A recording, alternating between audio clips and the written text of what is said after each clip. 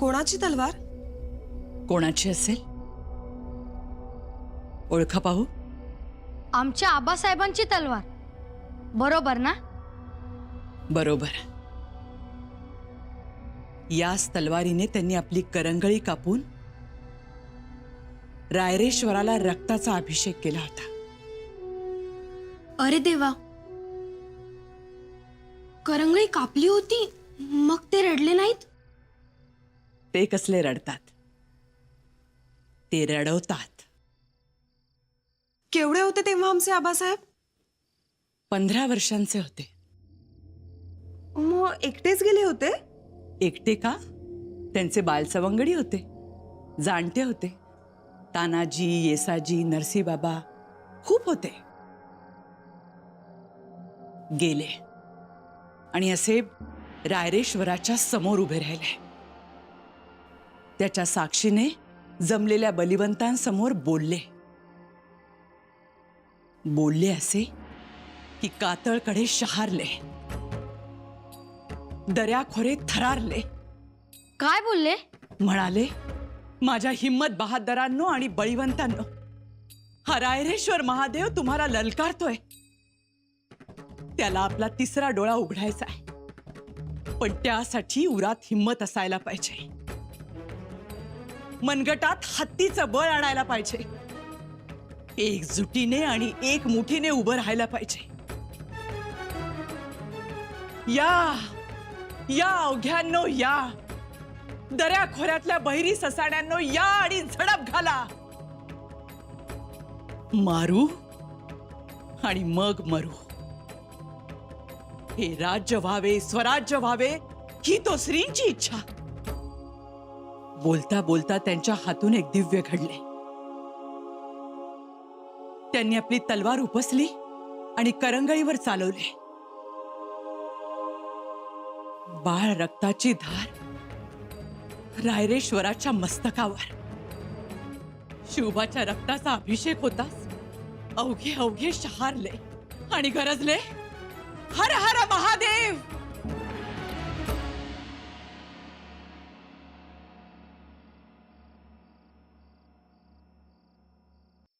पण तुम्ही सांगितलं होतं. आम्ही कशाला सांगतोय? त्यांचे त्यांनीच केले. लहान असल्यापासून ते असेच वागतात. त्यांना अन्याय अत्याचाराची चीड.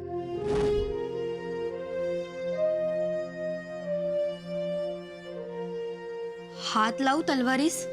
ही तलवार नाही, वीज आहे. ज्याला झेपेल, पेलेल, त्यांनीच तिला हात लावावा.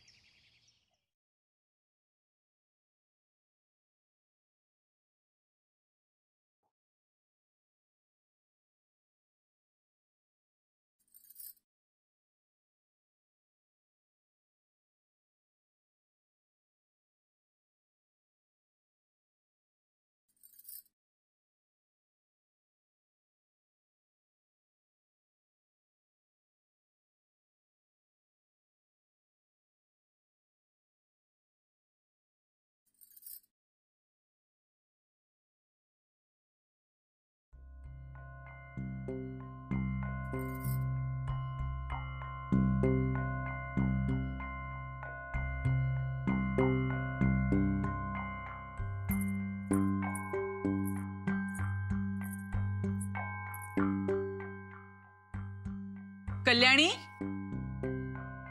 जी आऊसाहेब. महालात कोण आलं होतं? नाही तर. संदूक उघडी कशी आणि तलवार कुठे? अरे देवा, आऊसाहेब युवराज आलं होतं बघा.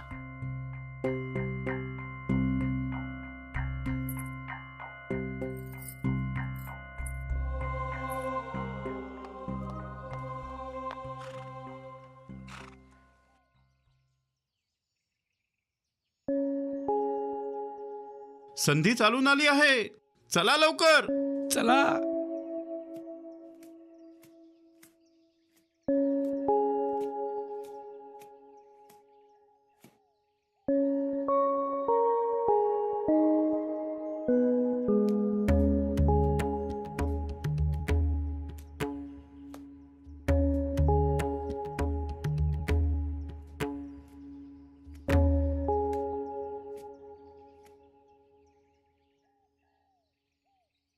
माझ्या हिम्मत बहादरांनो, बळीवंतांनो, एकजुटीनं एका मुठीनं उभं राहिलं पाहिजे.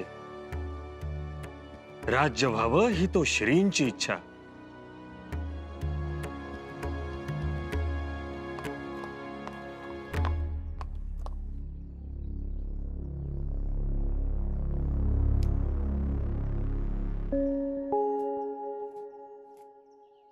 असं वय म्हणजे हिथं यायचं होतं वय तुम्हासनी. हो, परंतु आम्ही तुम्हाला सांगितलं असतं तर तुम्ही आम्हाला रोखलं असतं. म्हणून तर आमची अशी पाचावर धारण बसवायची वय. अहो लय घाबरलो की म्या. ही जागा बघायची राहिली होती म्हणून आम्ही इथे आलो. स्वराज्याची शपथ ज्याच्या साक्षीने घेतली त्या महादेवाचं दर्शन घ्यायचं होतं आम्हाला.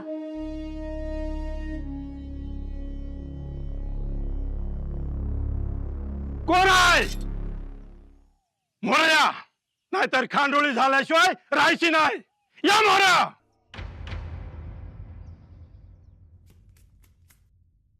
अंबिका, आबासाहेबांची करंगी कापली तिथे जखम असेलच ना? असेल. आपण बघूयात. चल.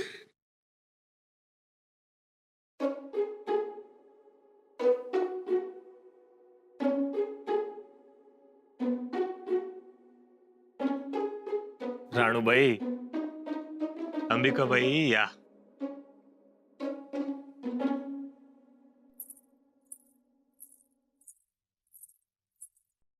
काही काम होतं का? नाही.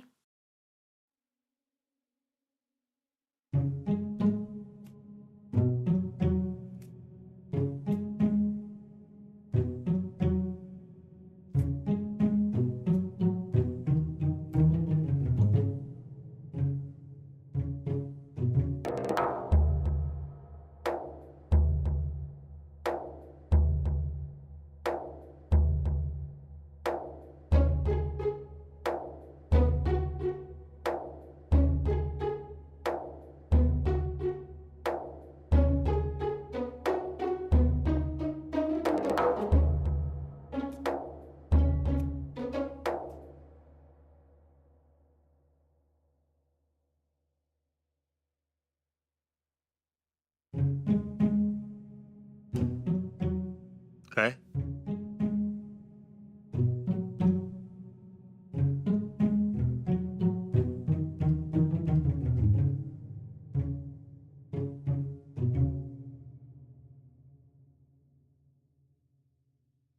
आबासाहेब, तुमच्या हातांच्या नखांवरती कवड्या आहेत.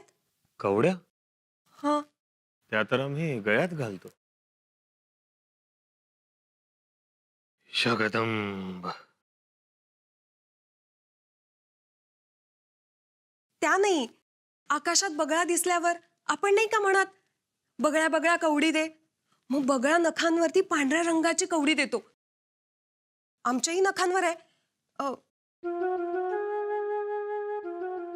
तुमच्या नखांवर आहे आबासाहेब? पण राणूबाई, आमच्याकडे तर 2-2 नख आहेत. एक आमचं नख आणि एक वाघ नख. आबा, तुमच्या हाताच्या नखांवर. नाही बुवा. पण तुम्हीच बघा आणि आम्हालाही दाखवा.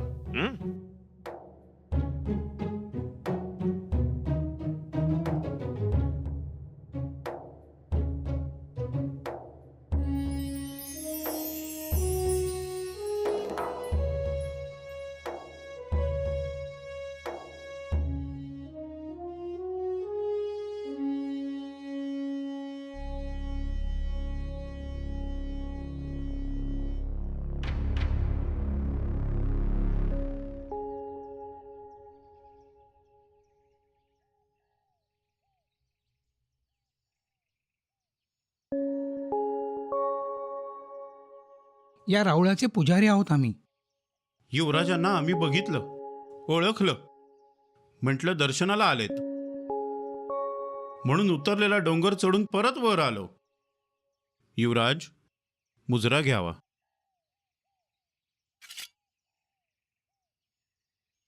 युवराजांना बघून डोळे आमचे तृप्त झाले. जीव हरपून गेला आमचा.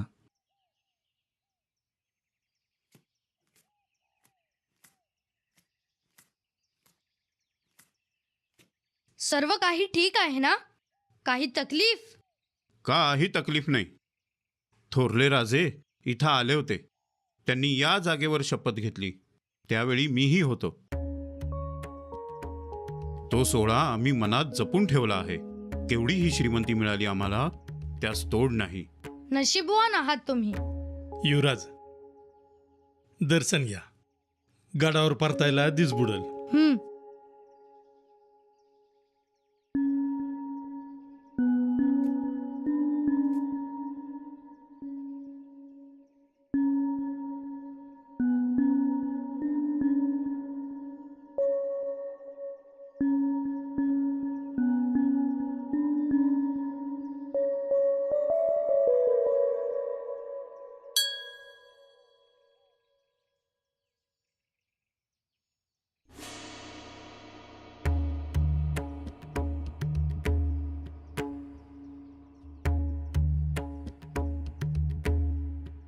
युवराज, रायरेश्वर अभिषेक मागतोय तुमच्याजवळ.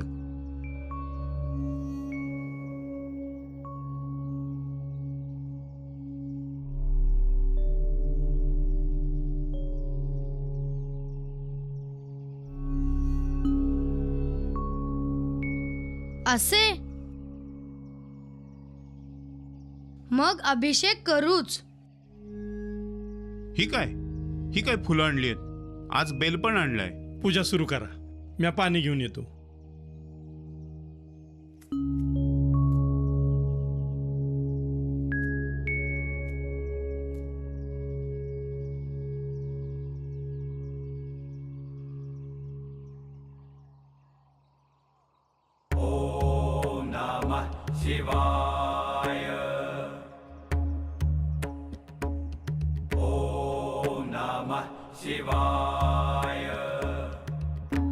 कुंडातलं पाणी चाटलं या.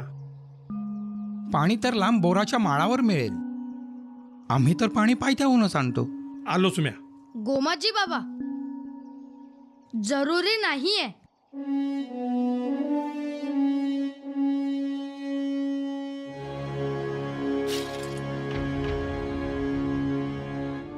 अभिषेक होईल.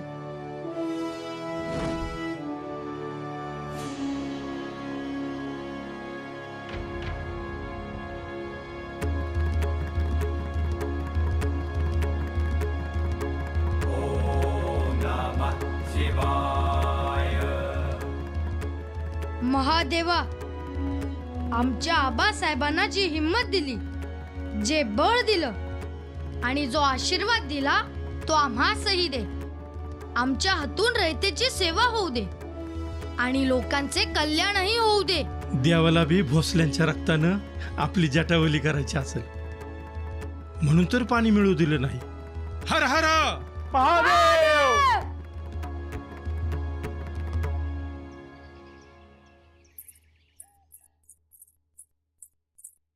हे घ्या, वैद्यांनी कुडकुडीचा पाला दिलाय.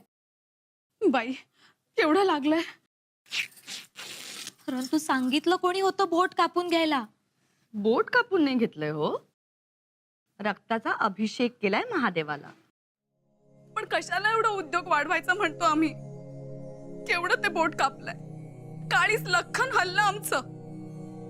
अर्ध बोट कापलंय हो. खूप दुखतंय का शंभूराजे? दुखत असेलच हो.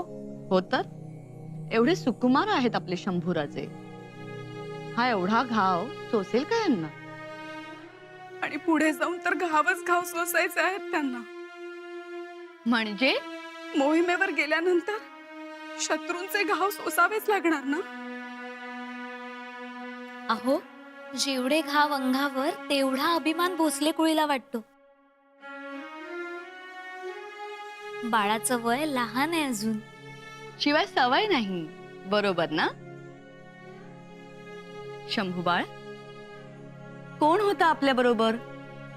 त्यांनी अडवलं नाही तुम्हाला? नाही, आम्ही काय करतोय हे आम्हालाच कळलं नाही. महादेवाचं राऊळ बघून भारावले ते. आणि मासाहेब, आबासाहेबांनी घेतलेली शपथही ऐकू आली त्या गाभाऱ्यात. मग काय, आबासाहेबांची तलवार होतीच आमच्या जवळ. आम्ही पण घातला महादेवास रक्ताचा अभिषेक.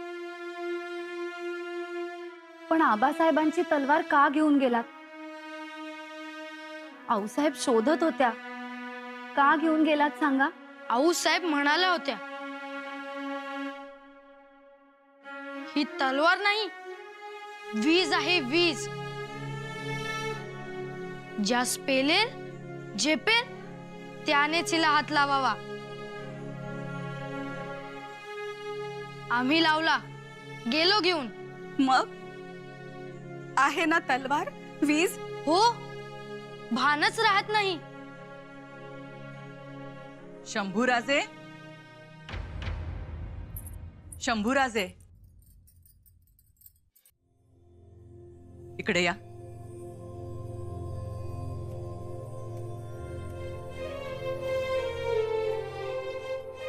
ती तलवार द्या इकडे. असं हत्याराशी खेळायचं नसतं. आऊसाहेब, एक गोष्ट नीट लक्षात ठेवा, शिवबानी जे केलं ते तुम्ही करायचं नाही.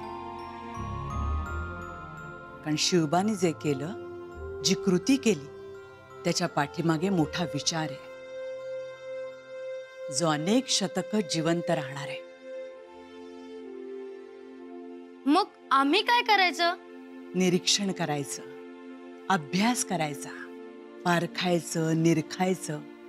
दगडाची वाचा कळली पाहिजे, पाना फुलांचं मनोगत समजलं पाहिजे, माणसांच्या अश्रूशी बोलता आलं पाहिजे. आबासाहेबांशी बोलतात?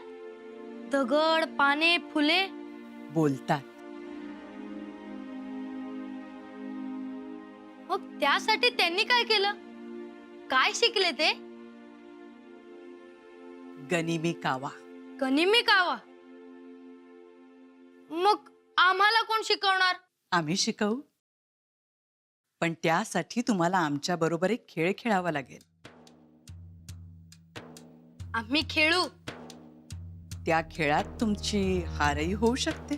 आऊसाहेब, कदाचित आमचा विजयही होईल आणि तुमचा पराभव.